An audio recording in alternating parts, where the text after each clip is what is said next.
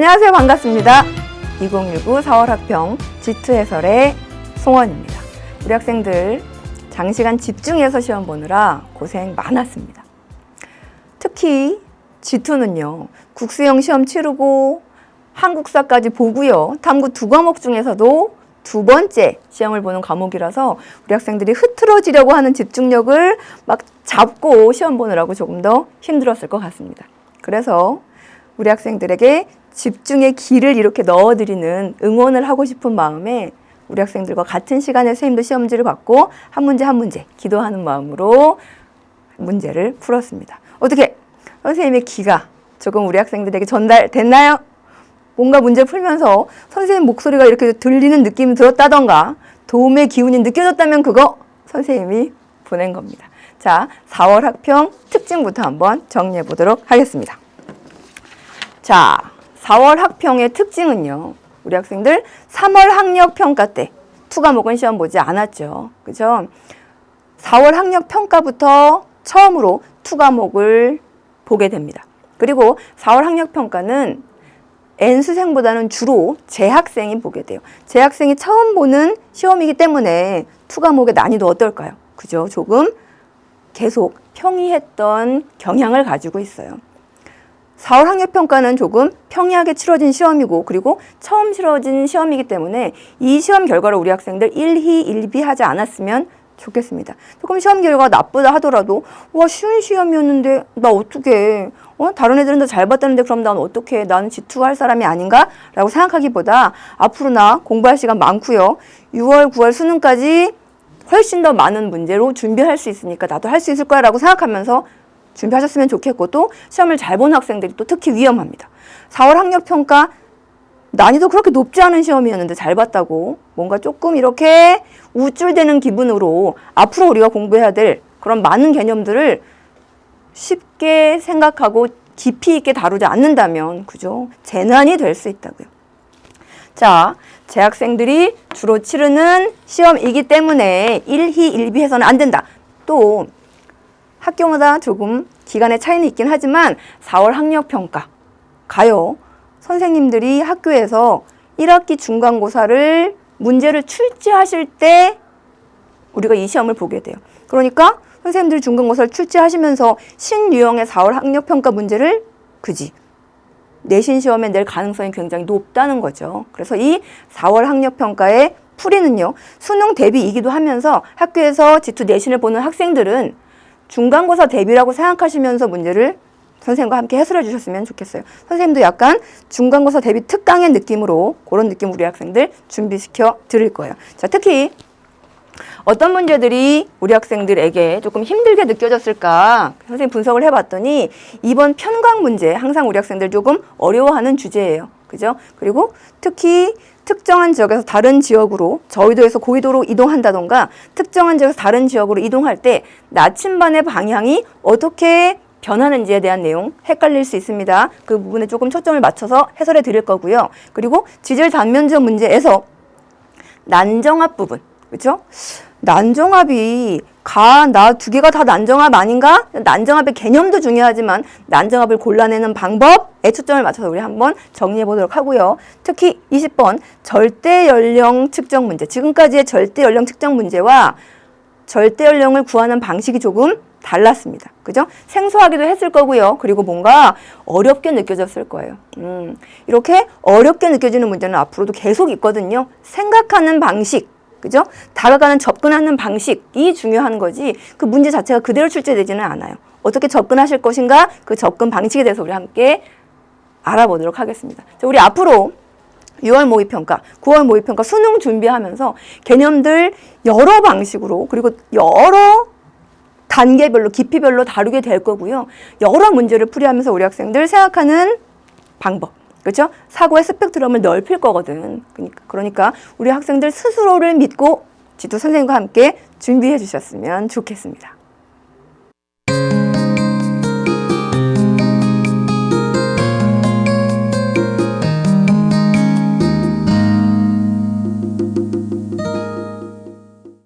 자, 1번 문제부터 풀이해 드리도록 하겠습니다. 그림은 지구 내부에서 깊이에 따른 지진파의 속도와 밀도를 나타냈어요.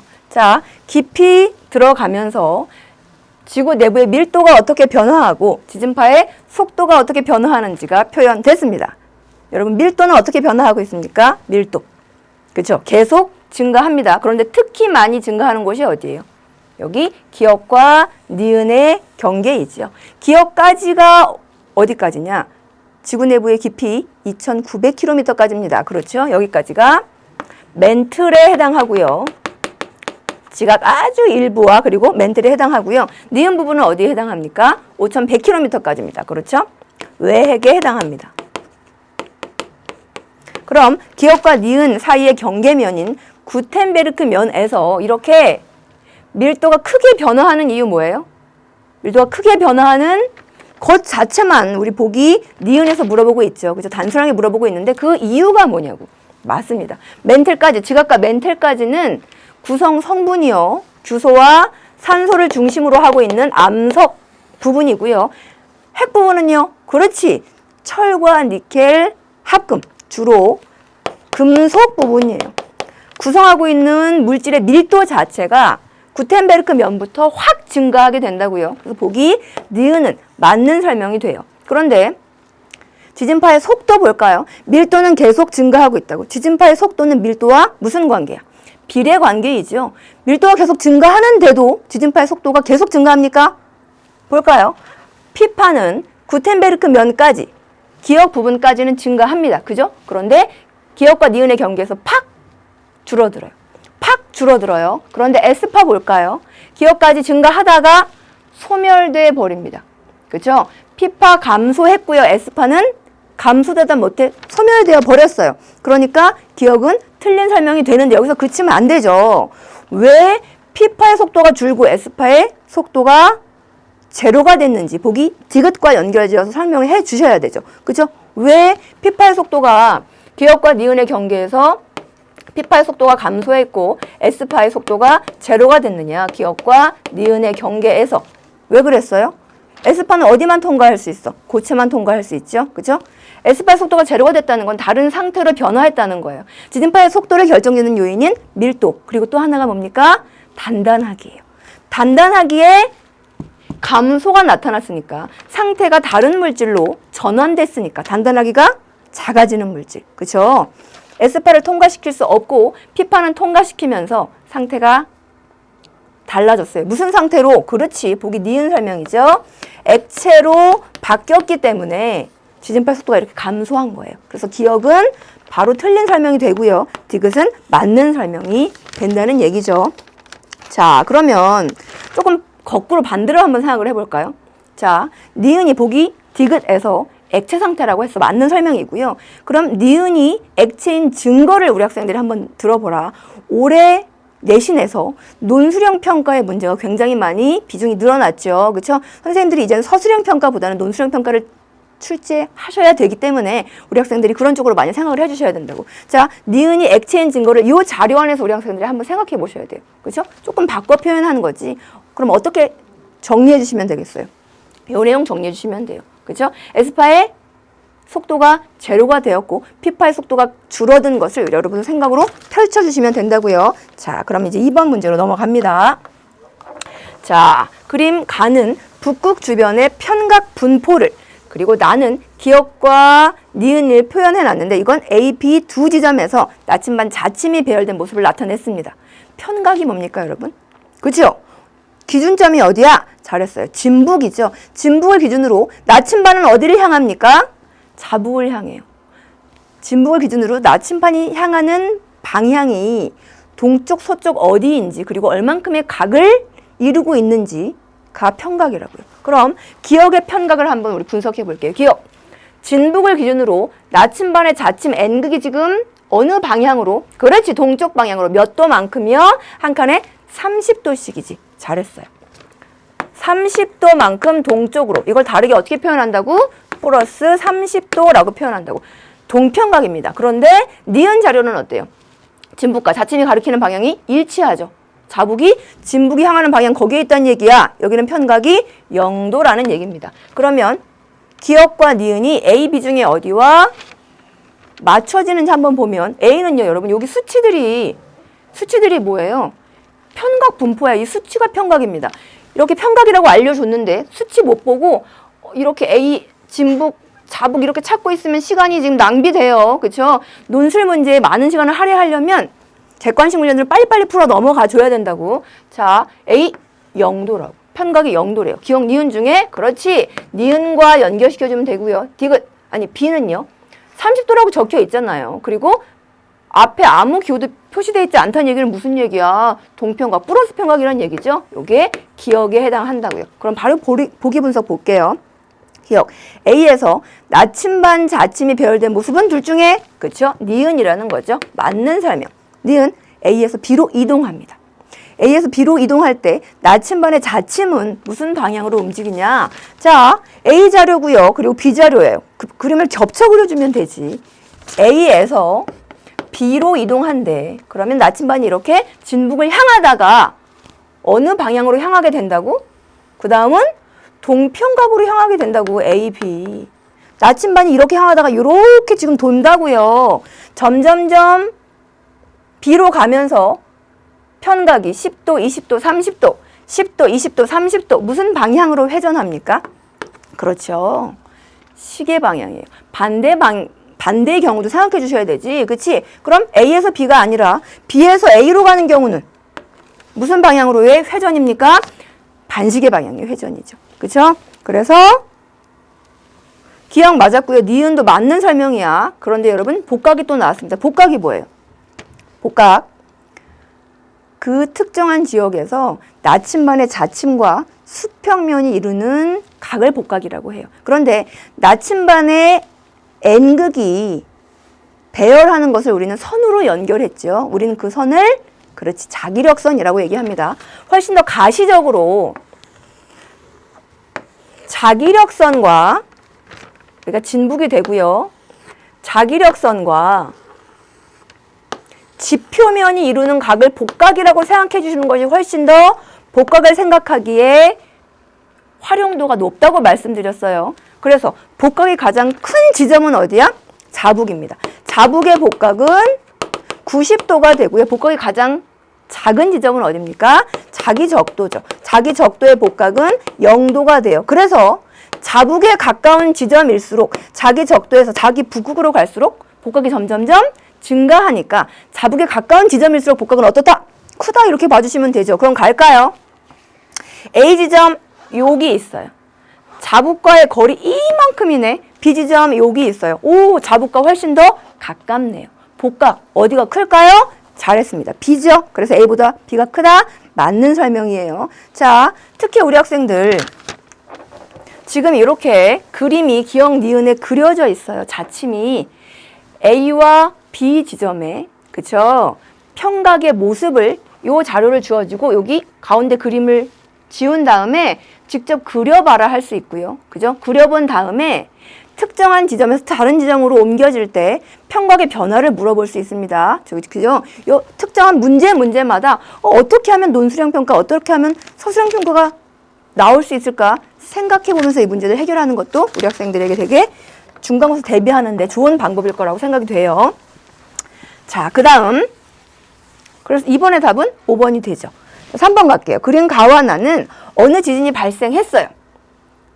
그때 이 지진을 기록한 관측소 A, B, C의 위치와 관측 기록을 나타냈습니다. 자, A 관측소에는 어떤 파만 왔습니까? 써있어. P파만 왔대요. B 관측소에는 어떤 파가 왔죠? 아무 파도 오지 않았어요. 자, 특정한 지역에 지진파가 도착하지 않은 영역을 우리 뭐라고 부르죠? 빙고, 암영대라고 불러요.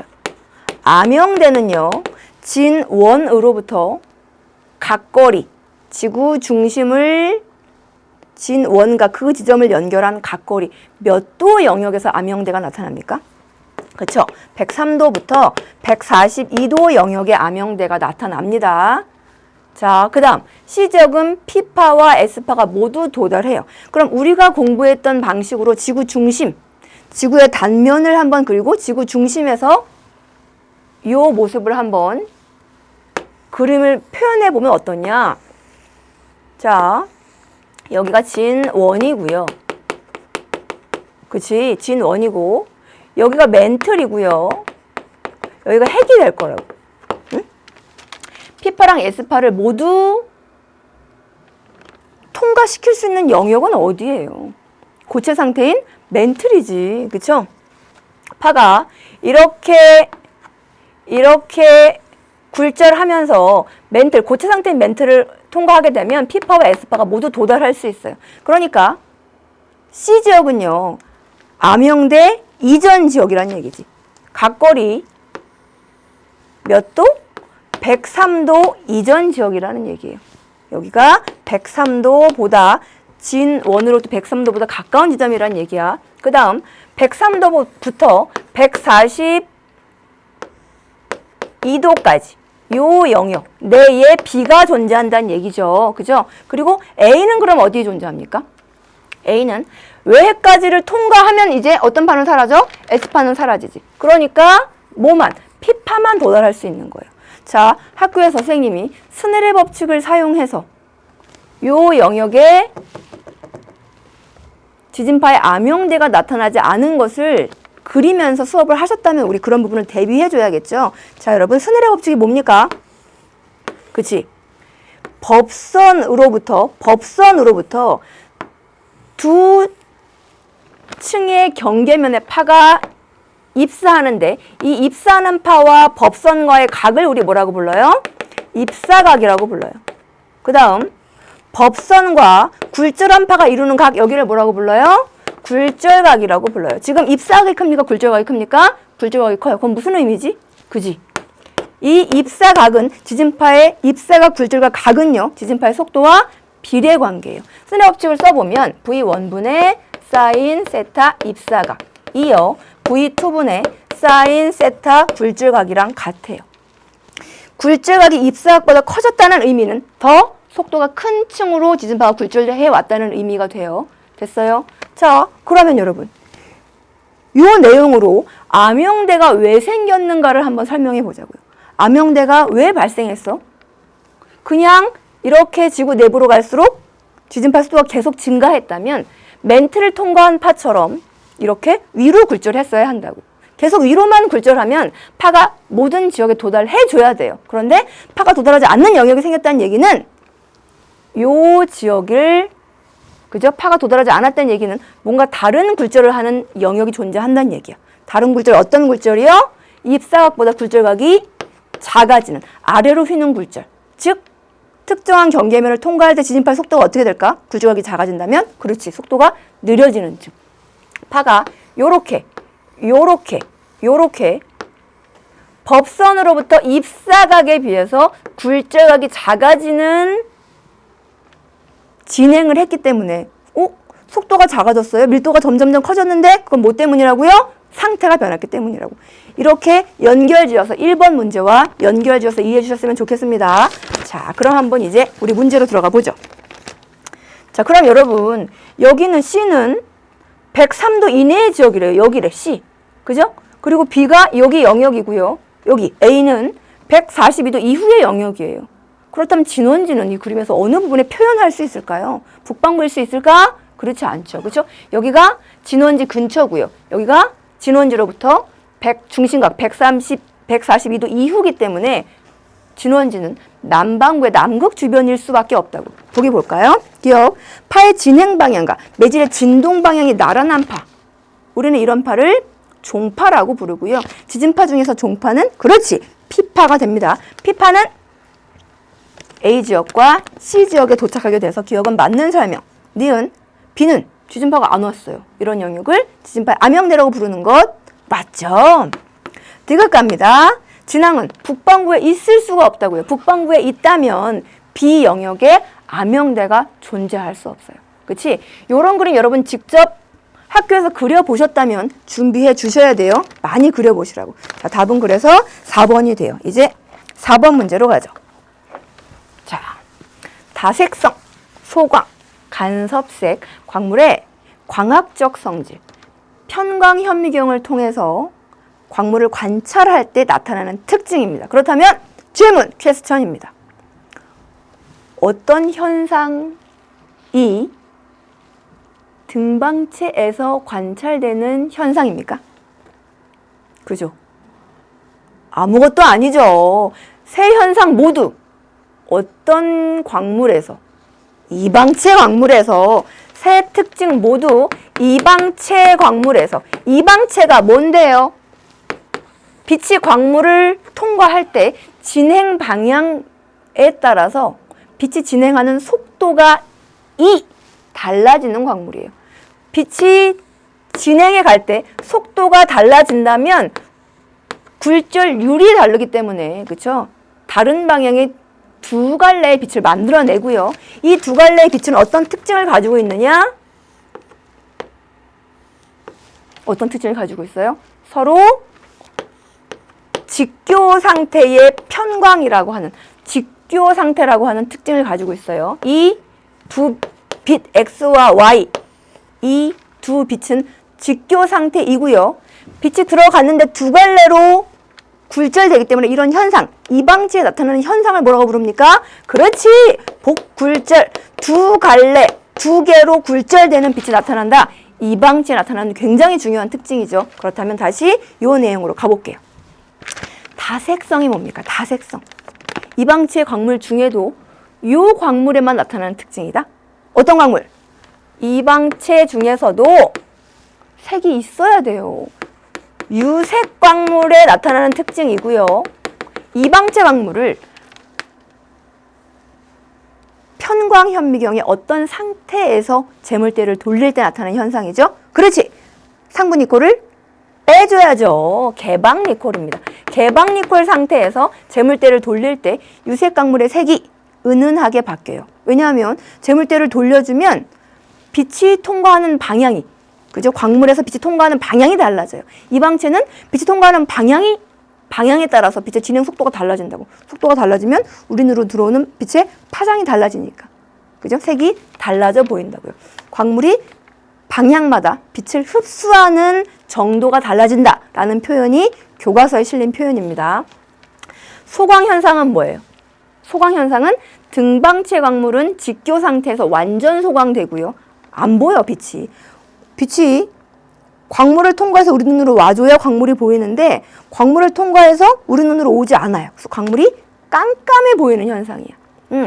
등방체 광물은 직교 니콜 상태에서 완전 소광. 그럼 이방체 광물이라면, 그렇지, 90도마다 소광이 나타나요. 간섭색은요? 간섭색은요? 이방체 광물에서 나타나는 특징이야. 그런데 소광 현상과 간섭색은 이방체 광물이 편광 현미경의 어떤 상태일 때 나타나는 특징이에요? 그렇지. 직교 니콜 상태에서 편광 현미경의 상부 니콜을 끼운 상태에서 관찰되는 특징입니다. 그렇죠? 이제 분석해 볼게요. 개방 니콜이래요. 다색성 소광 간섭색 중에서 개방 니콜에서 관찰할 수 있는 현상은 얘밖에 없는데 뭐죠? 그렇지. 다색성입니다. 다색성 뭐라고요? 재물대를 돌릴 때 이방체 광물이 빛을 흡수하는 정도가 방향마다 달라져서 색이 은은하게 달라지는 현상. 어디서요? 개방 니콜에서요.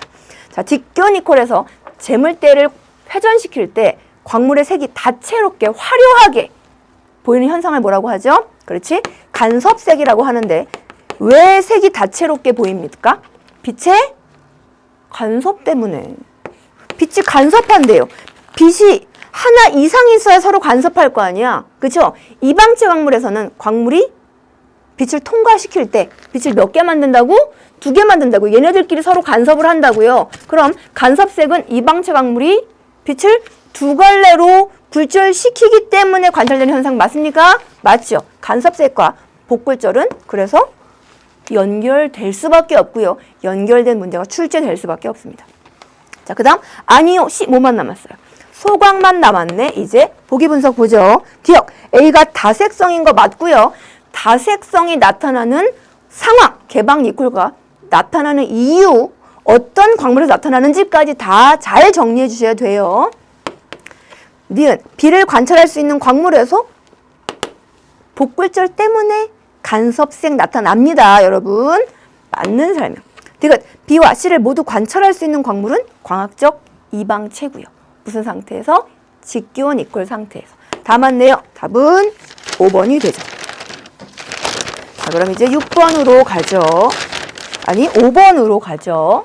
자, 무슨 문제냐? 중력 이상 문제입니다. 중력 이상. 이 정의가 뭐죠? 중력 이상이 뭡니까? 그쵸? 그 지역에서 실제로 측정한 중력인 실측 중력에서 뭘 빼줘요? 표준 중력을 빼줘요. 표준 중력을 결정하는 요인 뭡니까? 표준 중력은요, 매끈한 지구 타원체를 가정해. 실제로 지구는 매끈하지 않아요. 그죠? 또 밀도가 균일한 지구 타원체를 가정해요. 실제로 밀도가 똑같지도 않아요. 그렇게 가정된 지구에서 만유인력과 원심력을 계산해서 만들어진 중력이야. 그죠? 그래서 표준 중력을 결정하는 요인은 뭐냐? 매끈한 지구니까요. 위도마다 만유인력과 원심력이 같은 위도라면 같아요. 표준 중력은 같은 위도이면 동일한 값을 가져요. 그래서 A지역과 B지역 같은 위도거든요. 같은 위도이기 때문에 표준 중력은 똑같다는 보기 기억 설명 어떻습니까? 맞는 설명이에요. 자, 표준 중력을 결정하는 요인은 위도밖에 없어요. 그지? 고위도로 갈수록 만유인력 커지고 원심력 작아지기 때문에 표준 중력 어떻게 된다고요? 고위도로 갈수록 커집니다. 두 가지만 기억해 주시면 돼요. 실측 중력을 결정하는 요인들은 뭡니까? 여러 가지예요. 실측 중력은 여러분 만유인력 식을 생각하시면 무엇이 실측 중력을 결정하는지 우리 생각할 수 있거든요. 만유인력 식 어떻게 됩니까? R제곱 물체와 지구 중심과의 거리, 지구 반지름이죠. 분의 G 라지 M 스몰 m이 돼요. 자, 어떤 물체가 특정한 위도에서 그치? 지구로부터 중력을 받고 있다고요. 그런데 이 물체가 더 높은 곳으로 올라가게 되면 산 위로 올라가거나 건물 위로 올라가게 되면 중심과의 거리인 R이 어떻게 돼요? 커져. 분모가 커지니까 중력 값은 작아지죠. 고도가 높아지면 중력값, 실측 중력값 작아지게 돼요. 그런데 이 밑에 밀도가 큰 물질이 매장되어 있어요. 그러면 지구 평균 질량은 그대로 있지만 이 물질에게 중력을 가하게 되는 바로 밑에 있는 물질의 중력은 커지기 때문에 밑에 있는 물질에 잡아당기는 힘은 커지기 때문에 중력은 커진다고 볼 수 있어요. 그래서 밀도가 큰 물질이 매장되어 있으면 중력은 커집니다. 그리고 똑같은 이렇게 매끈한 상태의 지구, 밀도가 똑같은 상태의 지구를 가정하면 지구 반지름에 의해서 중력이 결정되기 때문에 위도가 커지면 표준 중력처럼 중력이 커지게 돼요. 그런데 이 문제에서는 무엇을 가정했느냐?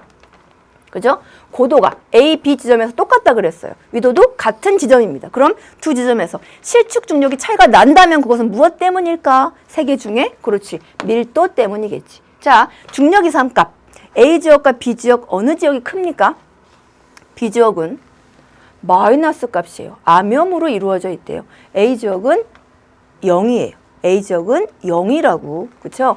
중력 이상이요. A가 B보다 크다는 것은 표준 중력이 같은 지역이기 때문에 실측 중력이요. A가 B보다 크다는 의미이고요. 1번과 3번이 픽스된, 그죠? 고정된 자료, 두 지역에서 같게 제시된 자료이기 때문에 실측 중력이 A가 B보다 크다는 건 무슨 의미냐? 그렇지. 더 큰 밀도가 큰 물질이 어디에 매장되어 있다? A에 매장되어 있다. B는 암염으로 돼 있대요. 그치? B는 암염으로 돼 있대. A는 그럼 B보다는 밀도가 큰 물질이 매장되어 있다라고 해석할 수 있을까요? 있다고요. 자, 선생님, 이 자료를 볼 때 이 선들이랑 이 마이너스가 구분이 잘 안 돼가지고 되게 조금 문제를 해석하는데 조금 어려움이 있었다고. 이게 암염인데 선생님이 분명히 강의할 때 수능 개념과 특강에서 말씀드렸지. 암염은 다른 지역보다 밀도가 작은 물질을 대표하는 물질이라고요. 그렇죠? 이게 만약에 암염이라고 하는 정보가 주어지지 않았다면 마이너스들을 못 보고 B를 더 중력 이상이 큰 지역으로 해석했을 수도 있어요. 그렇지? 요 암염은 밀도가 작은 것을 대표할 때 사용하는 물질이에요. 그럼 밀도가 큰 물질로 대표되는 물질은 뭘까요? 그렇지! 철광석이 된다고요. 선생님처럼 이렇게 마이너스를 못 받더라도 암염으로 이런 문제를 해결할 수 있었어야 되고요. 암염은 밀도가 작은 물질의 대표적이라는 것 이해해 주셨으면 좋겠습니다. 이제 보기 분석 들어가 보죠. 기억, 표준 중력의 크기는 A와 B가 같아야지. 위도가 똑같으니까요. 그렇죠? 기억 맞고요. 니은, 동일한 단진자의 진동 주기는. 자, 여러분 니은 하나만으로도 문제를 여러 개 출제할 수 있어요. 자, 단진자의 진동 주기는 무엇과 관련이 있습니까? 둘 중에. 그렇죠? 실측 중력을 그 지역에서 측정할 때 단진자의 진동 주기와 그리고 단진자의 실의 길이를 이용하죠. 자, 식 한번 불러줘 볼까요? 그렇지? 주기 t는 2파이 루트 중력 가속도 분의 실의 길이가 돼요. 그래서 중력 가속도는요. t제곱분의 4파이 제곱 곱하기 실의 길이가 됩니다. 그렇죠? 우리 학생들 요 식을 그대로 기억하고 있어야 해결할 수 있는 문제가 분명히 출제될 수 있어요. 주기라는 정보 주고요. 실의 길이라고 하는 정보를 준 다음에 그렇지? 중력 가속도를 우리 학생들이 직접 계산해야 하는 문제 출제될 수 있습니다. 자, 여러분 주기랑 중력이랑 무슨 관계예요? 제곱의 반비례 관계지. 중력이 더 큰 지역이 단진자의 주기가 어떻습니까? 짧다고요. 동일한 단진자의 같은 단진자를 사용한 거야. 실의 길이가 똑같은 단진자를 사용한 거야. 그러면 실측 중력이 어디가 더 커요? A가 크지. 그러면 A의 진자의 주기가 더 짧아야 되죠. A보다 B에서 길다 어떻습니까? A가 짧고 B는 길다? 맞는 설명이에요. 디귿, 암염의 밀도는 주변 지하 물질의 평균 밀도보다 작아요. 큰 물질은 철광석이다. 자, 기억, 니은, 디귿 모두 맞는 설명입니다. 6번으로 가죠.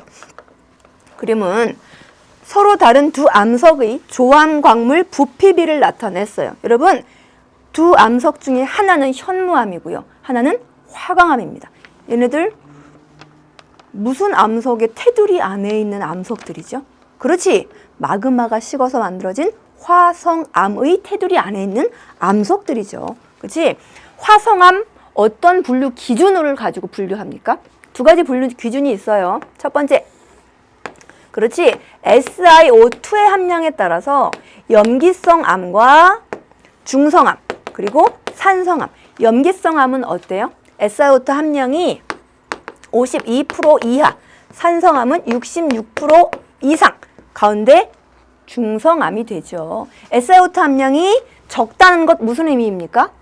SiO2는 색이 없어요. SiO2로 이루어져 있는 광물, 석영, 무색 광물이에요. 얘가 적다는 건 다른 유색을 띌 수 있는 성분들이 많아서 유색 광물이 많다는 거야. 그렇죠? 또 깊은 데서 식은 냉각 깊이에 따라서 뭐가 달라요? 입자의 크기인 조직이 달라요. 조직, 입자가 큰 조립질 암석으로 되어 있는 심성암, 그리고 입자가 작은 세립질 암석으로 되어 있는 화산암. 자, 선생님이 암석 2개밖에 안 나와서 칸을 2개밖에 그리지 않았습니다. 현무암은 이 중에 어디에 배치됩니까? 그렇지, 염기성암이면서 화산암에 배치되죠. 그럼 화강암은요? 심성암이면서 산성암, 여기에 배치된다고요. 됐어요? 자, 누가 화강암이고 현무암인지 뭘로 찾으면 되느냐? 현무암은 염기성암이라서 유색 광물들이 많아요. 유색 광물들 뭐 있습니까? 마그마에서 정출되는 유색 광물, 감남석, 휘석, 각섬석, 흑음모까지 있죠. 그렇죠? 그 유색 광물이 많은 암석이 현무암인 거예요. 보세요. 휘석, 감남석 되게 많네요. 그렇지? 사장석은 무색 광물이고, 가는 각섬석, 흑음모, 유색 광물이 요만큼밖에 없어요. 가가 뭐예요? 화강암이고요. 나가 현무암.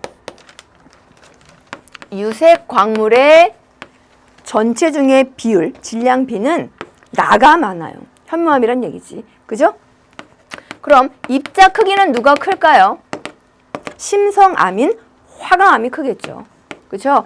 이 문제에 또 어떤 걸 우리 학생들에게 물어볼 수 있느냐? 이런 자료 주고요. 그치? 유색 광물의 부피비 말고요. 또 SiO2의 함량 비교하라고 할 수 있고요. 또 밀도 비교하라고 할 수 있죠. SiO2 함량은 나가 많죠. 밀도는 가가 많죠. 밀도는 나가 큽니다. 철과 마그네슘이 많으니까. 또 입자 크기에 따라서 냉각 속도와 냉각 깊이도 비교할 수 있어요. 자, 그런 여러 가지 요 조건이랑 관련되어 있는 여러 물리량들 정리해 주셔야 돼요. 보기 갈게요. 기억, 가는 현무암이다. 나가 현무암이죠. 니은 유색 광물의 부피비 어디에 많습니까? 나에 많습니다. 유색 광물 4개 기억하셔야겠죠? 감남석, 휘석, 각섬석, 흑음목까지 사장석, 정장석, 석영은 무색 광물이에요. 그래서 가보다 나가 큰 것 맞고요. 디귿, 광물 입자의 크기는 누가 커? 가가 커야지. 그렇죠? 화강암이니까. 니은이 맞는 설명 2번입니다. 7번으로 가죠. 자, 그림은 모래로 이루어진 퇴적물로부터 퇴적암이 생성되는 과정이에요. 여러분, 모래가 뭐예요? 모래는 주로 어떤 광물로 이루어져 있고 어느 정도의 크기를 가지고 있는 입자를 모래라고 부르는가 생각해 볼게요. 일단 모래는요, 해변에 있잖아요. 해변. 산에서 여러 암석들이 강을 통해서 풍화 침식되면서 해변까지 모이려면 굉장히 풍화에 안정한 광물이어야 됩니다. 그런 광물들이 남아서 모래를 이루죠. 어떤 광물이라고요? 석영입니다. 석영. 여러분, 모래 입자들은 주로 석영이라고 하는 광물로 이루어져 있고요. 모래 정도의 크기를 갖는 그런 입자들은 크기 범위가 어떻게 되느냐? 그치, 2에서 16분의 1mm 사이인 크기를 가져요. 이런 입자들이 모여서 만들어진 암석을 퇴적암 중에 쇠설성 퇴적암, 유기적 퇴적암, 화학적 퇴적암 뭐라고 부르죠? 그렇지, 쇠설성 퇴적암이라고 부릅니다. 자, 퇴적물이요, 속성작용을 거치면서 단단한 퇴적암으로 연결이 돼요. 첫 번째 받는 작용이 압축작용이고 두 번째 받는 작용이 교결작용이죠. 압축작용을 거치면서 압축되니까요, 어떤 변화가 나타납니까? 그림 보세요. 입자 사이사이에 있는 빈 공간인 공극이, 공극이 뭐라고요? 빈 공간이 어떻게 되고 있어요? 줄었잖아요. 공극만 줄었냐? 전체적인 부피도 감소합니다. 그렇다면 퀘스천, 밀도는요? 밀도는요, 여러분, 질량 그대로인데 부피가 줄었으니까요, 커져야겠죠. 또 교결작용이 뭡니까? 교결작용 다른 말로 시멘트화 작용이에요. 입자와 입자 사이를 SiO2나 CaCO3나 철질 그런 물질들이 입자와 입자 사이를 붙인다고요. 연결시킨다고요. 그죠? 시멘트처럼. 그러면서 단단하게 연결된 암석을 퇴적암이라고 부르죠. 보기 볼게요. 기억, A에 의해서, 압축작용에 의해서 공극, 줄어들고 있지요? 맞는 설명. 니은, B에서 교결물, 이런 물질들은 모래 입자들을 결합시켜준다. 시멘트처럼. 디귿, 이 과정에서 생성된 퇴적암은 모래로 이루어져 있대요. 사암, 그죠? 사암 다른 말로 석영사암이라고 기억해 주시라고 했어요. 그죠? 자, 그래서 답은 5번입니다. 자, 8번으로 넘어가죠. 야외에 나가서 광물들을 봤대요. 하나는 방해석이고요. 하나는 석영입니다. 방해석과 석영에 대한 우리 학생들의 기본 지식을 물어보고 있는 문제죠. 자, 방해석과 석영. 먼저 화학식 한번 불러볼까요? 화학 성분. 방해석은요, 여러분 기억하셔야 돼요. 이 정도는. CaCO3. 무슨 광물이냐? 어떤 카테고리 안에 있는 광물이냐? 무슨 광물이냐를 무엇이 결정하죠? 음이온이 결정해요. 이런 걸 탄산염 광물이라고 얘기하죠. 석영 성분은요, SiO2. 이런 광물 규산염 광물입니다. 규산염 광물. 그러면 두 광물 중에 염산과 반응할 수 있는 것들은, 그죠? 염산과 반응할 수 있는 범위의 광물들은 탄산 성분을 가지고 있어야 돼요. 탄산염 광물, 염산과 반응해서 기포를 발생합니다. 자, 두 광물 중에 힘을 가했을 때 쪼개지는 광물 누구죠? 방해석이죠. 석영은 깨집니다. 방해석 몇 방향으로 힘을 가하면 육면체로 분리되어 나오죠. 세 방향의 쪼개짐을 가져요. 근데 누가 더 셉니까? 서로 긁으면 누가 긁혀요? 방해석이 긁혀요. 석영은 굳기가 7, 방해석은 3이라고. 요 정도 두 광물의 굳기 정도는 기억해 주자고요. 자, 그럼 A, B 중에 그죠? 편광, 현미경상의 모습이 아니기 때문에 쪼개짐으로도 확인할 수 없고요. 둘 다 무색 광물이니까 구별할 수 없어. 그러니까 관찰한 결과를 가지고 A가 어떤 광물인지 B가 어떤 광물인지 확인해 주셔야 되거든요. A, 불규칙하게 부서졌대요. 힘을 가했는데. 뭐죠? 깨짐이지. B는 갈라졌어요. 아, 방해석이 가까운데 B가, A가 석영이 가까운데. 자, 그 다음 다는 뭐 했냐? 서로 긁었대요. 굳기를 확인할 수 있는 방법이죠. A는 긁었는데 아무 변화가 나타나지 않고 B가 긁혔어. B가 더 무른 거지. 굳기가 A가 더 센 거죠. 그 다음 라, 염산을 떨어뜨렸어요. A에는 변화가 없고 B에는 기포가 발생했대요. 그렇죠? B가 확실히 방해석인 것이 맞습니다. 보기 보죠. 기억, A에서는 깨짐이 나타나는 것 맞고요. 니은, 굳기는 A보다 B가 작아요. 긁혔으니까. 디귿, B는 능철석과 유질동상 관계이다. 유질동상이 뭐예요? 성분은 비슷한데 내부 구조, 내부 구조가 똑같아서 비슷한 성질을 갖는 광물의 집단, 그죠? 그 성질, 화학적 성질을 유질동상이라고 해요. 자, CaCO3처럼 탄산형 광물이면서 양이온의 크기가 비슷한 것, 광물들, 내부 구조가 똑같은 광물들 누구 있다고요?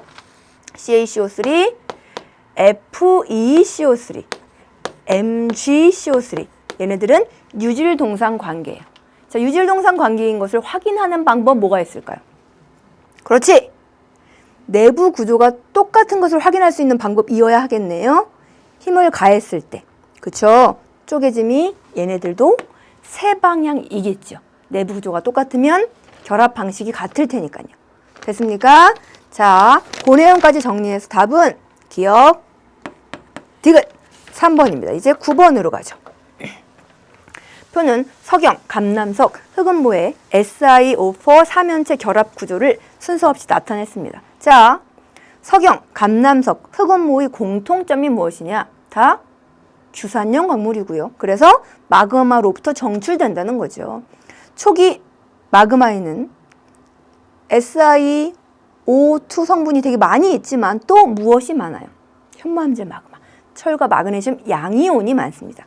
그죠? 그래서 처음 정출되는 광물인 감남석은요, 양이온과 결합해서 다른 SiO4 삼연체끼리 산소를 공유할 필요가 없어요. 그래서 어떤 구조를 갖느냐? 가처럼 독립 삼연체 구조를 갖죠. 규소 하나가 산소 몇 개를 가질 수 있느냐? SiO4 삼연체니까요. 그렇지? 1대 4의 결합을 합니다. 규소 하나가 가질 수 있는 산소가 4개예요. 그런데 점점점 광물이 정출될수록 마그마 속에 남아있는 양이온이 어떻게 돼요? 줄기 때문에 SiO4 삼연체끼리 산소를 공유하면서 안정해지는 방식을 선택하죠. 독립 삼연체, 감남석, 그 다음은 휘석, 단쇄형, 그리고 두 줄, 복쇄형, 감남석, 각섬석, 그 다음 나는 뭡니까? 이제 한 판 전체가 다 SiO4 삼연체끼리 산소를 공유합니다. 판상형인 누구예요? 흑음모가 되겠지. 힘을 가하면 한 장 한 장 분리되죠. 한 방향의 쪼개짐을 갖습니다. 다는요, 모두 다 SiO4 삼연체끼리 다 산소를 공유해요. 그래서 규소 하나가 가질 수 있는 산소의 양이 가보다 적겠지. 삼연체끼리 산소를 다 공유했으니까 얘는 1대 2, 얘는 2대 5. 됐어요. 보기 디귿을 위한 정보입니다. 다는 그래서 누구냐? 석영이라고. 그럼 정출되는 순서는 어떻게 돼요? 누가 가장 높은 온도에서 정출됩니까? 가죠. 보기 볼게요. 자, 그래서 가는 누구냐? 감남석이죠. 그죠? 석영이 다가 돼요. 니은 나는 판상으로 쪼개져요. 쪼개짐 나오면 방향도 함께 정리해 주셔야지. 몇 방향의 쪼개짐입니까? 한 방향의 쪼개짐이죠. 디귿 SiO4 삼연체 결합 구조에서 Si 원자 수분의 산소 원자 수 가는 Si 원자 수분의 산소 원자 수의 B가 몇 분의 몇이에요? 얘분의 얘니까 1분의 4. 4네요. 나는요? 2분의 5. 다는요? 1분의 2. 그러면 이 값을 비교하면 어떻게 돼? 어떤 물질이 이 값이 가장 커요? 가져가. 그죠? 만약에 거꾸로 됐죠? 디귿은 틀린 설명이 돼서 답은 니은이 된다고요. 자, 거기 디귿에 대한 내용은요. 그죠? 계속 바뀌어요. O 원자, 산소 원자수분의 주소 원자수라고 바뀌기도 하고요. 그죠? Si 대 O의 결합비로 바뀌기도 해요. 어떻게 표현되든 다 해결할 수 있어야 하는데 이렇게 흑음모 같은 물질의 주소와 산소의 결합비까지는 기억하지 않으셔도 되고요. 감남석과 산소는 기억하셔야 전체적인 경향성에서 우리 학생들이 기준을 가지고 구분할 수, 비교할 수 있게 될 거라고요. 자, 10번으로 이제 넘어가겠습니다.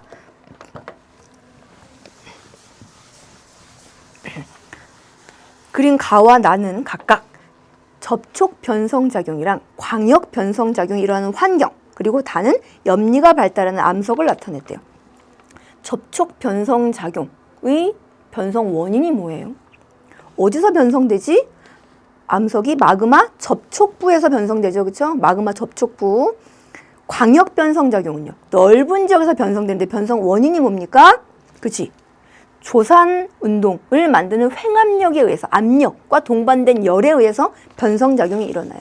자, 광역 변성작용과 접촉 변성작용. 변성작용의 이름 자체에 변성의 범위, 영역의 넓이를 포함하고 있거든. 어디가 더 변성 범위의 영역이 넓어요? 광역이죠, 광역. 그렇죠? 더 넓은 영역, 좁은 영역. 선생님 비슷한 거 아닌가요? 여기가 더 넓어 보이는데요. 여기 봐보세요. 여기. 수치 봐보라고. 여기는 요 영역이 20km, 여기는 요 영역이 2km밖에 안 돼요. 변성 범위가, 변성 영역의 넓이가 어디가 넓은 거예요? 나가 넓은 거죠. 광역 변성작용. 변성 원인이 뭐라고요? 압력과 동반한 열. 얘는요, 마그마 접촉부의 열이라고. 자, 압력이 동반되게 되면 암석을 이루고 있는 광물들이요, 압력에 대해서 어떤 방향으로 배열되게 돼요. 선생님을 이렇게 누르면 선생님 얼굴이 위아래로 길어지겠어요? 좌우로 길어지겠어요? 위아래로 길어지게 되죠. 압력에 대해서 어떤 방향으로 물질이 배열되느냐? 압력에 대해서, 그렇지, 수직한 방향, 요 방향으로 입자들이 배열됩니다. 그렇다면 입자의 배열 모습을 보면 압력이 가해진 방향도 판단할 수 있겠죠. 입자들이 이렇게 지금 배열됐거든. 그지? 입자들의 배열 방식이 이런 방식이라고요. 그러면 압력이 가해진, 힘이 가해진 방향은 어느 방향일까? 배열과 수직한 방향이 이 방향, B 방향이 힘, 압력이 가해진 방향이 되겠죠. 자, 그럼 보기 분석해 볼게요. 자, 기억, 변성작용이 일어나는 영역은요, 나가 넓죠. 그렇지? 훨씬 넓습니다. 10배 이상 넓어요. 니은, 다가 생성되는 과정에서 압력은 어느 방향으로? B 방향으로 맞습니다. 디귿, 다는 주로 어디서? 압력이 가해져야 하니까 열만 만들어지는 가가 아닌 압력이 가해지는 나에서 주로 생성되는 것이 맞는 설명이에요. 다 맞아요. 자, 여러분, 이 문제가 변형된다면 어떻게 변형될 수 있을까? 그치? 되게 문제 내기 쉬운 문제 내기 좋고 쉬운 부분이거든요. 이 영역이. 응? 마그마 관입부에 암석들을 적어 놓는 거예요. 그래서 이 암석들이 접촉 변성 받아서 어떤 암석으로 변화되는지, 변성함의 종류들, 그쵸? 채점하기가 엄청 좋거든요. 기억해야겠지? 자, 접촉 변성 작용에 등장하는 태저감들 뭐 있죠? 그렇지, 사암 있고요, 석회암 있고요, 쉐일 있습니다. 어떻게 변성될까요? 사암 두 글자죠. 규암으로, 석회암 세 글자입니다. 대리함으로. 그죠? 쉘 영어니까요. 혼패스. 그죠? 이렇게 편함이나 편마함으로 바뀌는 애. 쉐일은 전파남, 첨매함을 거쳐서 편함, 편마함이 되고요. 전파남, 첨매함을 거쳐서 편함, 편마함이 되는 건 원함이 쉐일입니다. 그리고 이렇게 편함이나 편마함이 되는 건 화강함도 있고요. 현무함도 있어요. 쉐일이 변성작용을 받아서, 광역 변성작용을 받아서 만들어지는 변성암들 기억해 주셔야 돼요. 자, 이제 11번으로 갈게요. 다 맞았으니까 답은 5번입니다. 11번. 그림은 지표 변화 과정에서의 지구 내부 단면을 나타냈어요. 가나 다 모두 뭘 이루고 있대요? 지각, 평형 상태를 이루고 있대요. 뭘 이루고 있어요? 지각 평형이 뭡니까, 여러분? 특정한 영역에서 힘의 평형이 이루어지고 있다고요. 어떻게? 내리누르는 압력, 단위 면적당 중력인 압력과 그리고 떠올리려고 하는 힘인 부력이 평형을 이루고 있는 것이 지각 평형이라고. 자, 지각 평형을 이루고 있는데, 가에서 이루고 있는데, 그렇죠? 누르는 압력과 뛰어오르려고 하는 부력이 평형을 이루고 있는데 사라졌어요. 빙하가 해빙이 돼버렸어요. 그럼 XY 중에 어떤 힘이 작아져 버린 거야? X가 작아져 버렸네요. 그러니까 멘틀이, 그죠? 요 위치에서 요 위치로 멘틀과 지각의 경계면이 모호면이 이만큼 올라갔다고. A 과정에서 무엇이 나타났습니까? 융기 현상이 나타났죠. 왜요, 여러분? 융기가 나타난 이유가 뭐예요? X와 Y가 평형을 이루었었는데, 지각 평형 상태였는데 해빙에 의해서 X가 작아졌어요. 그래서 융기돼서 다시 X-와 Y-가 평형을 이룰 때까지 융기가 이루어진 거야. 그러니까 융기의 원인은 뭐예요? 지각 평형을 이루기 위해서죠. 그렇죠? 수직 방향으로 이루어진 거지. 이렇게 다시 평형을 이루었는데 또 사라집니다. 위에. 그렇죠? 침식이 이루어졌어요. 그러면 다시 X-가 Y-보다 어떻게 되겠어? 작아지겠지. 다시 뭐 되고 있어요? 모으면 위치가 올라가고 있죠. 다시 한번 융기가 이루어지고 있다고요. 다시 평형을 이룰 때까지. 원인? 지각 평형을 위해서. 보기 갈까요? 자, A 과정에서 지각 융기하는 건 맞습니다. B 과정에서 지각에 의해서 멘틀이 받는 압력은, B 과정에서 지각에 의해서 멘틀이 받는 압력은, 지각이 점점점 사라지고 있어, 침식 과정에서. 그럼 압력은 식으로 어떻게 표현합니까? 그렇지. 로즈 H라고 표현하죠. 단위 면적당 중력이니까 mg를 A로 나누면 이 식이 빠져나와요. 점점 지각의 H 값이 줄어들어요. 로즈 H가 줄어들어야지. 그치? 압력은 감소하는 것이 맞아요. 디귿, 가다의 모호면 깊이 차이는, 모호면 점점점 지표 가까이로 올라오면서 얕아지고 있는 거거든요. 융기에 의해서. 조산운동의 결과입니까? 조산운동이 뭐예요? 횡압력에 의해서 들어 올려지는 거죠? 이건 횡압력에 의해서 들어 올려지는 조산운동이 아닌 지각 평형을 위해서 수직 방향으로 이동하는 뭡니까? 조륙운동이죠. 이것은 틀린 설명. 조산운동과 조륙운동의 원인을 구분하셔야 된다고 선생님이 많이 강조해 드렸어요. 이렇게 문제가 출제가 된다고요. 그렇죠? 이 문제에서 조금 더 깊이 문제가 출제된다면 어떤 문제가 출제되는지도 안내해 드렸어. 어떤 문제냐? 빙하가 줄었습니다. 빙하의 두께를 라지 H라고 보고요. 멘틀이 융기량을 스몰 h로 볼게요. 그냥 그림상에서 봐도, 그쵸? 해빙량인 라지 h와 융기량인 스몰 h의 두께를 비교할 수 있어요. 누가 더 커요? 이거 더 왜 큽니까? 요식 하나면 설명이 되죠. 그쵸? 로지 H, 제거된 로지 H만큼 올라와서 평형을 이루어야 되거든요.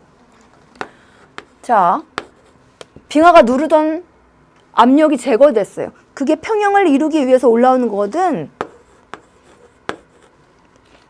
근데 빙하의 밀도랑 멘틀의 밀도랑 누가 커요? 밀도 자체는 빙하보다 멘틀이 커요. 근데 같은 값이기 위해서 빙하가 제거된 H가 멘틀이 올라온 윤기량 스몰 h보다 어때야 되느냐? 이게 커져야 곱해서 같은 값이 나올 거 아니에요. 그렇죠? 빙하의 밀도가 멘틀의 밀도보다 작기 때문에, 그지? 해빙량은 윤기량보다 크죠. 윤기량은 해빙량보다 작습니다. 이걸로 설명할 수 있어요. 그냥 이거 두 개를 단순 비교하는 문제 출제될 수 있고요. 이유를 물어보는 문제도 출제될 수 있습니다. 4분 기억만 맞습니다. 이제 12번으로 가죠. 자, 판구조론이 정립되는 과정에서 제시된 이론들. 가장 먼저 제시된 이론이 뭐지? 1915년 대륙과 해양의 기원이라는 책을 통해서 백예노가 주장했죠. 뭡니까? 대륙이동설. 대륙이동설이 가장 먼저고요. 그 다음 대륙이동설의 원동력을 설명해 주기 위한 이론 1928년 홈즈의 멘틀 대류설. 그죠? 그 다음은요. 고지자기가 등장하면서 대륙이 정말 이동했다는 것이 밝혀졌어요. 그리고 나온 해저 확장설. 1950년대. 이 내용들이 다 집대성돼서 지구 표면에서 지각 변동이 일어나는 원인을 설명한 이론인 판구조론으로 정리가 됩니다. 그럼 순서적으로는요. 가가 나보다 어떻게? 나중이 되겠죠. 그렇죠? 이것은 틀린 설명이 돼요. 자, 대륙이동설이 뭡니까? 지금으로부터 약 3억 년 전에 땅덩어리가 하나로 합쳐지는 사건, 판게아가 만들어지는 사건이 나타났어요. 그지? 판게아가 만들어져 있다가 1억 년 정도 유지된 다음 다시 분리됐습니다. 중생대 초에. 어떻게 하느냐? 지금은 되게 멀리 떨어진 두 대륙에서 이 넓은 대서양을 헤엄쳐서 지날 수 없는 화석이 공통적으로 발견되더라는 거죠. 하나로 합쳐져 있지 않았다면 땅덩어리가 이 내용이 해결이 안 된다고요. 되게 멀리 떨어진 지역에서 빙하가 이동한 흔적이 일치하고요. 지질 구조의 연속성이 나타난다고요. 땅덩어리가 하나로 합쳐져 있었다고요. 그렇다면 이런 증거들이 만들어진 시기는 언제냐? 땅덩어리가 하나로 합쳐졌던 시기인 판게아 시기 3억 년부터 2억 년까지의 시기 동안 이런 여러 증거들이 만들어졌다라고 정리해 주셔야 되죠. 자, 이제 해저 확장설 갈게요. 해저가 확장한대. 뭐를 축으로? 해령을 축으로. 이 밑에서 마그마가 올라옵니다. 그렇죠? 식으면서 당시 지구 자기장 방향으로 물질들이 자화되죠. 그래서 정자극기, 역자극기가 해령을 축으로 두 판에 대칭적으로 나타나지. 또 어떤 증거들이 해저 확장을 지시하느냐? 해령에서 멀어질수록 대칭적으로 암석의 나이 어떻게 돼요? 멀어지지. 응이하고 태어나서 이동했으니까요. 그죠? 지각 연류량 어떻게 됩니까? 줄어든다고요. 자, 13번 문제와 연결시켜서 자, 그럼 보기 볼게요. 기억. 고지자기 줄무늬는 해령 축에 대해 대체로 대칭적으로 분포하죠. 그림만 봐도 알 수 있죠. 니은 메소사우루스는 남아메리카와 아프리카 대륙이 분리된 후 출현했다면 같은 이렇게 멀리 떨어진 지역에서 그치? 같은 화석이 발견될 수 있는 확률이 적다고요. 이렇게 멀리 떨어져 있는데 그죠? 붙어 있을 때 공통적인 영역에서 번식하다가 땅덩어리가 분리된 것으로 밖에 해석할 수 없다고. 디귿 가는 나보다 나중에 제시된 이론이기 때문에 답은 기억만 맞는 설명입니다. 자, 이제 13번으로 가죠. 그린 가는 지각의 방사성 원소에 의한 단위 면적당 에너지 방출량을 나는 해양 지각의 나이에 따른 지각 연류량을 나타냈어요. 여러분, 지각 연류량이 뭡니까? 지구 내부로부터 지표로 올라오는 열의 양, 그렇죠? 해양 지각의 나이가 가장 어린 열곡 혹은 해령 부근의 지각 연류량이 높고요. 점점점 낮아지는 모습이에요. 왜요, 여러분? 왜 해령 부근에서 지각 연류량이 높고 점점점 낮아집니까? 여기서는 마그마 올라오면서 열을 지표로 공급해줘요. 우리는 그걸 멘틀 대류가 상승하면서 에너지를 지표로 공급한다고 얘기해요. 또 해양 지각은 대륙 지각에 비해서 방사성 동위원소의 양이 어떻습니까? 가를 보면 적죠. 방사성 동위원소의 양이 적긴 하지만 있어요. 그런데 점점점 나이를 먹어가면 방사성 동위원소가 어떻게 돼? 붕괴돼. 그러면서 양이 적어지니까 방사성 원소가 방출하는 에너지의 양이 줄고 지각 연령이 줄 수밖에 없겠죠. 자, 해령에서 멀어질수록 해양 지역의 나이가 많아질수록 지각 연령이 줄어드는 것 당연해요. 그죠? 보기 니은은 그냥 틀린 설명이고요. 나 자료만 보면 되지. 그 이유까지 정리를 해주셔야 돼요. 왜 주느냐? 해령에서 멀어질수록 멘틀대로 상승해야 하는 에너지의 양이 줄죠. 해령에서 가장 많은 에너지 공급이 있으니까. 멀리 가면 해령에서 멀어지니까 대류에서 공급되는 에너지의 양이 굉장히 줄어들죠. 대류 지역이랑 떨어지니까. 방사성 동위원소의 붕괴로 양도 줄고요.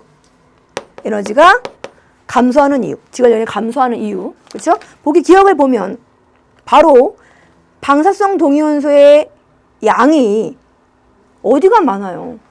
대륙에 많음이 표시되어 있잖아. 해양보다 대륙이 많다는 것 그림 보고 그냥 바로 알 수 있다고. 니은도 바로 해양 지각의 나이가 많으면 지각 연령 줄어든다는 걸 바로 알 수 있어요. 디귿 해양 지각의 지각 연료량은 지각의 방사성 원소에 의해 생성된 에너지가 대부분을 차지할까요? 그러면 요 방사성 동위 원소가 이렇게 적은데 지각 연료량이 이렇게 많은 걸 설명할 수 없지. 또 나이가 어린 암석에서 이렇게 많다고. 그렇죠? 그건 우리가 지각 연료량의 평균값을 알고 있어야 훨씬 더 확실해지는 내용이에요. 대륙에서의 지각 연료량 평균값과 해양에서의 평균값 어디가 높죠? 대륙입니까? 아니라고. 해양이 약간 높아요. 방사성 동위 원소도 적은 주제에 어떻게 평균값이 더 높을 수 있다고요? 1번에 의한 영향이 더 크기 때문이라고. 그렇죠? 해양에서는 2번보다는 1번에 의한 영향이 더 큽니다. 자, 그래서 답은 기억이 돼요. 14번으로 가죠. 그림은 두 해양판 A, B의 경계와 화산 분포를 최근 20년간 발생한 규모 5.0 이상의 지진의 진앙 분포와 함께 나타냈습니다. 여러분, 판의 경계인데요. 판의 경계는 세 종류가 있죠. 그죠? 발산형 경계, 보준형 경계, 그리고 수렴형 경계. 수렴형 경계는 또 두 종류로 나뉘어져요. 섭입형 경계와 충돌형 경계. 여기는 여러분 어디일까요? 어떤 판의 경계일까요? 뭘로 알 수 있습니까? 그치? 신발 지진으로 알 수 있어요. 신발 지진이 뭐야? 진원의 깊이가 300km 이상인 지진이에요. 오, 발산형 경계에 어떤 지진이 일어나더라? 멘틀 대류가 상승하면서요. 마그마 올라오면서 판이 흔들려서 진원이 판 내부에 있어요. 그지? 진원이 판 내부에 있다고? 판 두꺼워봤자 100km인데요. 그쵸? 주로 천발 지진. 보존형 경계요. 판과 판이 어긋나면서 역시 진원이 판 내에 있어요. 무슨 지진? 둘 다 천발 지진이에요. 발산형, 보존형. 이렇게 신발 지진이 일어난다. 300km보다 더 깊은 데서 지진이 일어난다. 어디라고요? 그렇지. 밀도가 큰 판이 밀도가 작은 판으로 기어 들어가는 섭입형 경계에서 일어난다고요. 벤이 오프대 섭입대를 따라서 진원이 계속 깊어진다고요. 무슨 경계? 섭입형 경계로. 자, 보기 기억. 섭입형 경계는요. 한 판이 다른 판 밑으로 기어 들어가. 멘틀 대류가 어떻게 되니까? 모여서 하강하니까. 니은 A의 화산 하부에서는 여기서 이 화산을 만든 마그마가 만들어지는 원인이 뭐냐는 얘기예요. 베니오프대에서 마그마 왜 만들어집니까? 그치? 기어 들어가는 압력 때문에 물을 포함하고 있는 함수 광물에서 물이 빠져나와요. 물이 암석으로 들어가면 어떤 변화를 일으킵니까? 암석의 용융점, 녹는 온도를 낮춰 쉽게 녹게 만든다고요. 그래서 녹은 마그마가 올라가 주는 거죠. 니은 그렇게 설명하고 있습니다. 보기 디귿. 판의 밀도는 누가 커요? 섭입에 들어간 B가 크죠. 여러분, 다른 보기 무엇 나올 수 있느냐? 자, B는 해양판이다. 어떻습니까? 섭입형 경계는요. 섭입에 들어가는 판이 무조건 해양판이에요.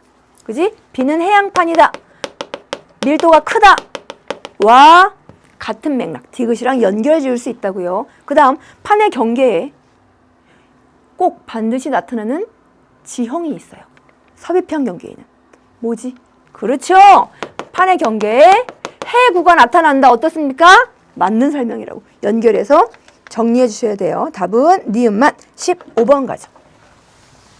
그림은 지질구조에 대해 수업하는 장면입니다. 지질구조, 단층, 습곡, 부정합 등이 있죠. 그죠? 부정합 문제는 바로 다음 16번에서 출제가 됐고요. 자, 단층 면을 경계로 왼쪽, 오른쪽 어디가 상반입니까?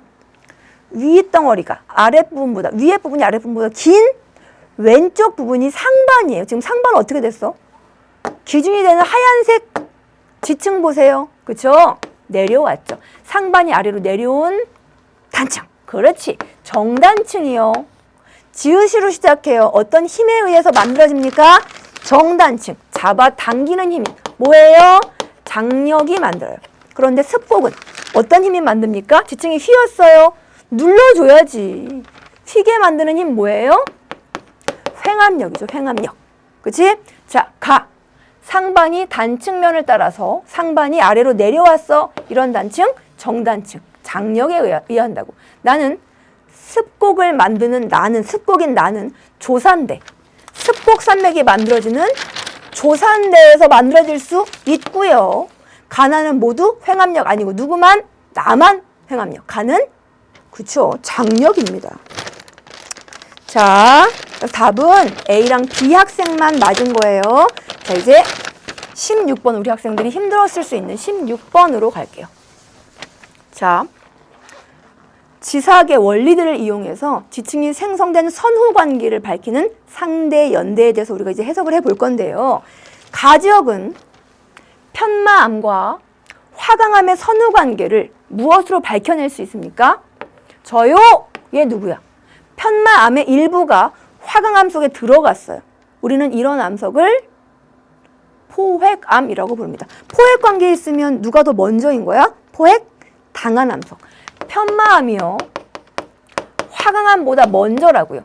화강암이 편마암을 관입했다고요. 그 증거가 포획암이 됩니다. 포획당하면 항상 기존에 있었다는 의미가 돼. 그 다음은요. 이렇게 뭔가 침식의 흔적이 있고요. 그 위에 편마암과 화강암의 일부가 기저여감으로 나타나고 있어요. 뭐죠?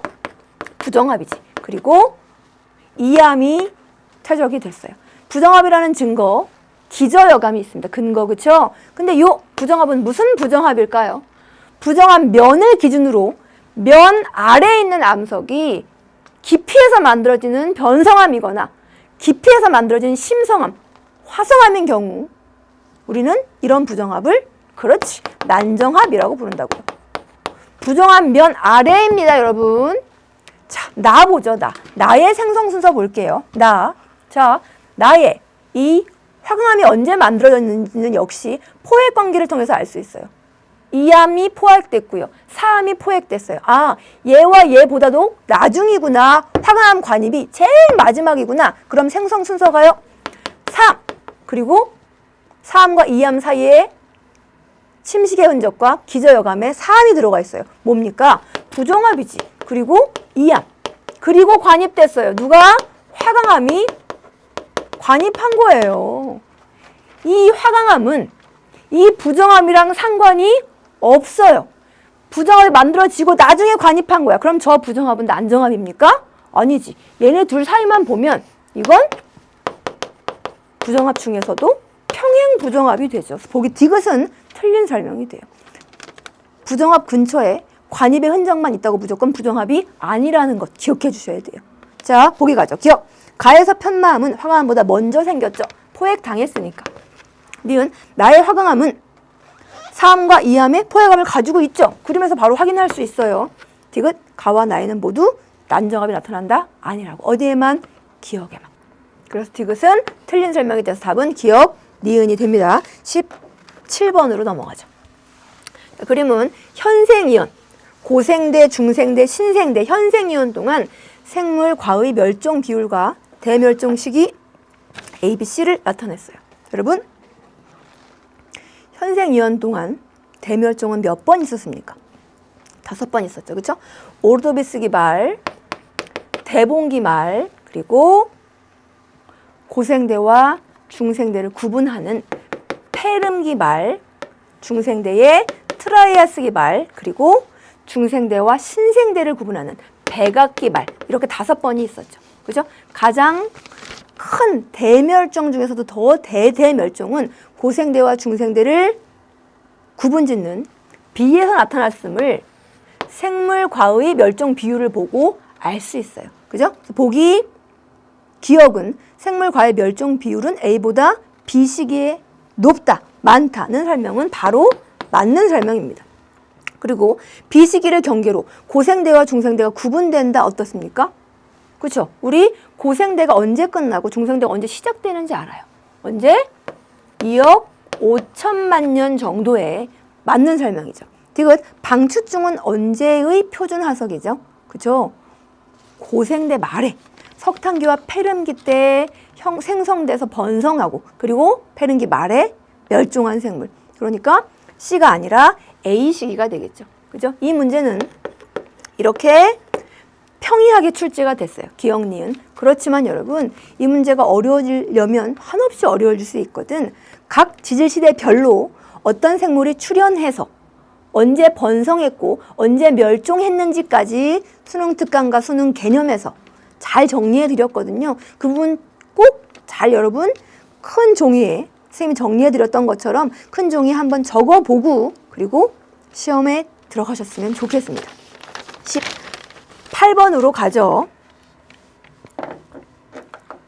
자, 그린 가는 어느 지역의 지질 단면도와 지층군 A와 B에서 산출되는 화석을 나는 가에서 화석으로 산출되는 생물의 생존 기간을 나타냈어요. 이 지역에서 지층에 역전은 없었습니다. 그렇죠? 순서대로 차곡차곡 아래에 있을수록 오래됐고요. 위에 있을수록 최근에 만들어진 지층이란 얘기입니다. 지층군 A와 B는 기억, 니은과 연결된대요.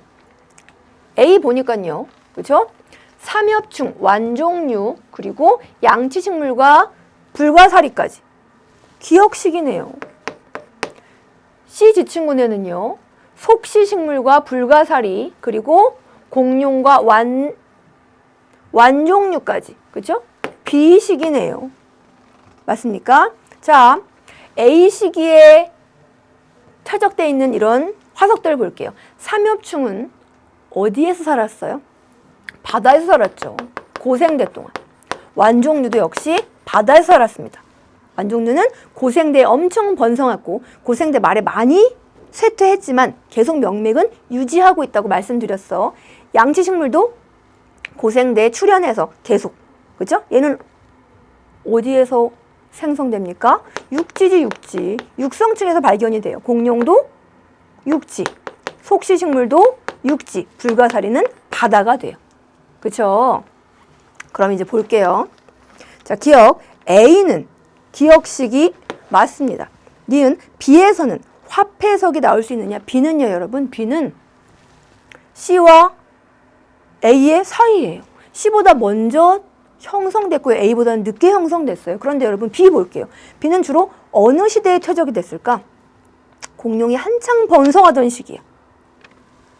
그지? 니은 시기니까 중생대예요. 그런데 화폐석은 어느 시기예요? 신생대라고요. 그러니까 중생대에 만들어진 지층군 C 이전일 수 없죠. 디귿 C는 모두 해성층으로 이루어져 있다? 오, 요게 B가 아니고 C와 연결돼야 되죠. 그렇죠? C는 모두 해성층과 연결되지 않죠. 그렇죠? 불가사리가 만들어졌죠. 바다에서. 그리고 속시식물, 공룡, 양치식물은 육지고 완종류는 바다고 해성층도 일부 있고 육성층도 일부 있어요. 그래서 이것도 틀린 설명이 됩니다. 됐죠? 자, 이제 19번으로 갑니다. 자, 다음은 어느 퇴적 구조의 형성 과정을 알아보기 위한 실험이에요. 퇴적 구조들 뭐뭐 있죠? 건열 있고요. 건열. 지층이 건조해서 쫙쫙 갈라졌습니다. 그 다음 점이층이 있어요. 점이층이 어디서 형성돼요? 깊은 바다에서. 뭐 때문에요? 대륙 붕에 쌓여있던 여러 퇴적물들이 대륙 사면으로 쏟아져 내립니다. 그러면서 입자 크기에 따라서 퇴적 속도가 달라져서 큰 입자는 아래 퇴적되고요. 작은 입자는 위에 퇴적돼요. 이렇게 쏟아지는 흐름이 뭐죠? 그게 저탕류예요. 니은에 나와 있는. 사층이 경사진 층리고요. 물이나 바람이 이동하는 것에 의해서 만들어지는 경사된 층리입니다. 그럼 얘는 뭐예요? 물의 파동을 만들었대. 표면의 흐름, 물의 흐름이 모래의 흐름을 만들어서 물결 무늬가 땅에 찍혔습니다. 물결 무늬 뭐예요? 연운이지. 표면의 물의 흐름이 땅에 찍히려면 물과 지표 사이의 거리가 그렇지 굉장히 얕아야 되겠죠? 연운은 얕은 물을 지시하는 퇴적 구조이면서 연운의 모습을 보면 이렇게 생겼거든요. 그런데 다른 지역에 이렇게 생겼어. 아, 그럼 지층이 역전됐구나 알 수 있어요. 퇴적 구조 4개, 사층리, 점이층리, 건열, 연운 모두 지층이 뒤집어졌는지 그렇지 않은지 여부를 지시하는 굉장히 중요한 퇴적 구조들이죠. 보기 갈게요. 이 퇴적 구조는 연운인 것 맞고요. 나는 저탁류의 발생 과정에서 만들어져. 저탁류는 어디? 대륙분과 심해저를 연결하는 대륙 사면에서 퇴적물이 아래로 쏟아지는 흐름을 저탁류라고 해요. 저탁류가 쏟아져서 입자 크기별로 분류된 퇴적 구조 뭐라고요? 점이층리. 저탁류는 점이층리를 만드는 퇴적 구조야. 연결해 주셔야 돼요. 니은 틀렸습니다. 디귿, 이 퇴적 구조는 지층의 역전 여부를 판단하는 데 이용할 수 있어요. 디귿은 어떤 퇴적 구조에 적용하든 다 항상 참인 보기가 돼요. 그래서 니은 틀렸고 디귿 맞아서 답은 3번입니다. 자, 이제 대망의 20번 문제가 됩니다. 다음은 방사성 원소 14탄소를 이용한 절대 연령 측정 원리예요. 여러분, 14탄소는요. 방사성 원소예요. 안정한 원소는 12탄소라고 적혀 있죠. 그지? 보기 기억 14탄소와 그 다음 보기 니은 14질소 누가 안정해요? 14질소가 안정하니까 14탄소가 14질소로 붕괴되는 것 아니에요? 그치? 보기 기억은 그냥 틀린 설명이지. 일단 왜 더 안정한지 한번 볼까요? 자, 탄소와 질소. 탄소는 여러분 원자 번호가 6번이고요. 질소는 7번이에요. 무슨 뜻이냐? 탄소는 원자 번호는 뭘 의미해요? 양성자의 개수, 전자의 개수를 의미하지. 그지? 양성자 수가 6개야. 전자도 6개야. 중성자 수도 보통 몇 개냐? 양성자 수와 똑같은 6개지. 그래서 양성자 수와 중성자 수를 합친 질량수가 탄소는 일반적으로 12개죠. 질소는요, 같은 원리로 14개예요. 그래서 12탄소는요, 양성자, 중성자의 수, 양성자, 전자의 수가 똑같으니까 안정해. 같은 원리로 14질소도 안정하죠. 됐어요. 그런데 14탄소는 뭐냐? 양성자 개수는요, 탄소니까 6개여야지. 양성자는 6개인데 중성자가 몇 개일까? 8개예요. 양성자와 중성자 개수가 같지 않으면 불안정해지면서 합쳐서 이 값이 나오는 안정한 물질로 바뀐다고요. 붕괴한다고요. 자, 계속 한번 읽어보죠. 대기 중에 생물체 내 방사성 원소 14와 안정한 원소 12탄소의 비율은 항상 똑같아요. 우리 학생들 이런 의문을 가질 수 있어요. 선생님, 14탄소는 불안정해서 계속 14질소로 바뀌는데 어떻게 이 비율이 계속 일정하게 유지됩니까? 어떻게 유지된다 그랬어요, 선생님이? 그렇죠? 대기 중에 있는 안정한 물질인 14질소에 태양에서 오는 입자들이 부딪히면서 불안정한 물질인 14탄소로 바뀌어요. 그래서 이 비율이 일정하게 유지된다고. 14질소가 14탄소로 바뀌고요. 다시 14탄소가 14질소로 바뀌고요. 이런 것이 일정하게 유지되기 때문에 12탄소분의 14탄소의 비율이 일정하게 유지돼. 대기 중에서는. 생물체가 죽으면 몸 안에서 그죠? 계속 공급되는 14탄소는 이제 없는데 12탄소는 그대로 있지만 14탄소는 없는데 14질소로 바뀌어가잖아. 붕괴되잖아. 그러면서 14탄소의 공급은 중단되고 죽은 생물체 내에 14탄소, 12탄소 분의 14탄소가 감소하죠. 이건 무엇 때문에 감소하는 거야?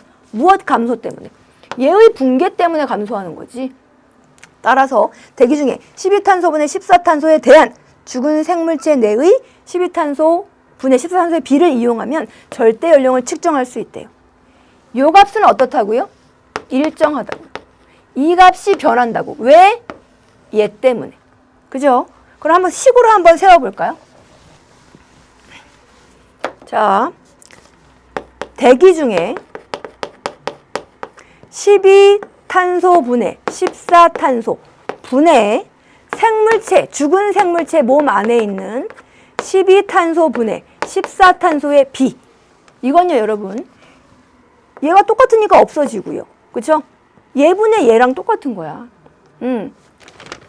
얘는 다르게 생각하면 이 값은 일정하게 유지되죠. 이 값을 1로 보면 이 값이 변화한다고. 이 값이 변화하는 이유는 얘의 변화 때문이라고. 그치? 얘의 변화는 무엇을 의미하느냐? 처음에 생물체에 있었던 14탄소의 양이 점점점 줄어들어요. 그지? 어떤 비율로 줄어들어? 방사성 동위원소는.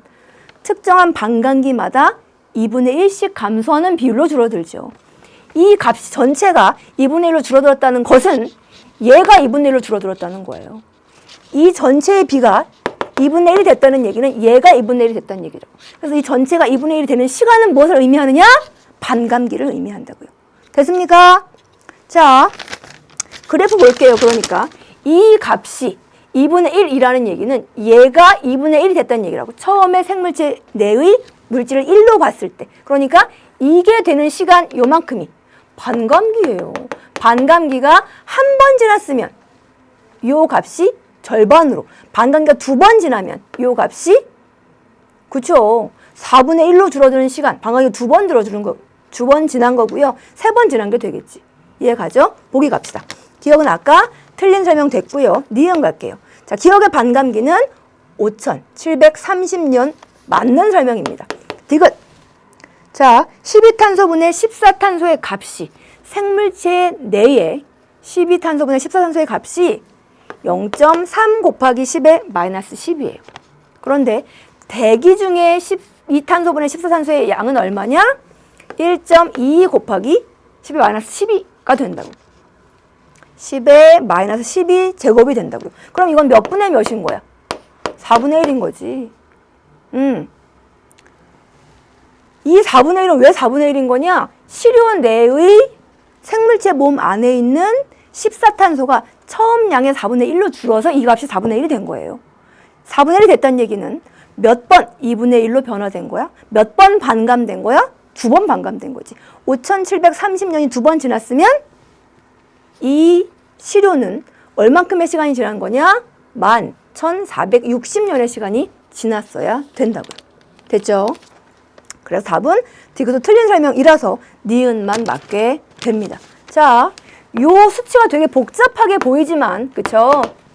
우리가 지금까지 했던 절대 연대 측정법이랑 크게 다르지 않아요. 이 시료의 변화가 무엇을 의미하는지만 알면 얘의 변화를 그대로 의미하는 거라고. 됐습니까? 자, 이렇게 해서 4월 학력평가 해설 강의가 모두 마무리가 되었습니다. 우리 학생들 어땠습니까? 4월 학력평가가 특별히 쉽게 느껴지지도, 특별히 어렵게 느껴지지도 않았으면 좋겠고요. 그치? 특별히 쉽게 느껴져서 자만할 필요도, 어렵게 느껴져서 위축될 필요도 없습니다. 선생님이 여러분 손 잡고 육모, 구모, 그리고 수능까지 계속 우리 학생들이 더 깊이 생각하고 넓게 생각할 수 있도록 많이 준비해 드릴 거예요. 우리 학생들 손 잡고 선생님과 함께 육모, 구모, 수능까지 같이 갈 거라고요. 그렇죠? 선생님과 우리 학생들이 함께 하는 한 G2 만점은 우리 학생들 겁니다. 우리 앞에는 불가능이란 없다고요. 우리가 함께 하니까. 지금처럼 같이만 끈기 있게 몰입해서 집중해서 공부해 줄 우리 학생들에게 파이팅 보내드립니다. 그리고 너무너무 사랑합니다.